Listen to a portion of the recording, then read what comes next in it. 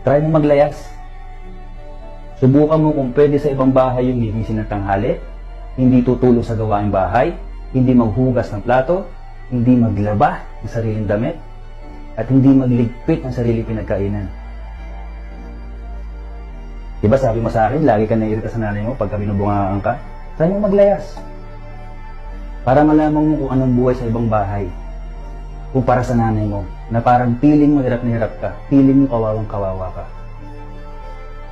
Gumaya ka sa mga tropa mo, yung ibang bata dyan nasa kali, sigawan na sigawan, puro ganda, puro forma. Pero walang laman ng utak.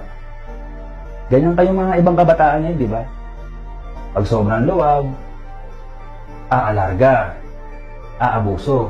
Pag napagsabihan ng unti ng nanay, ng magulang, sasabihin sa mga classmate, pinagalitan ako, kawawa ako, magkampihan tayo. Diba?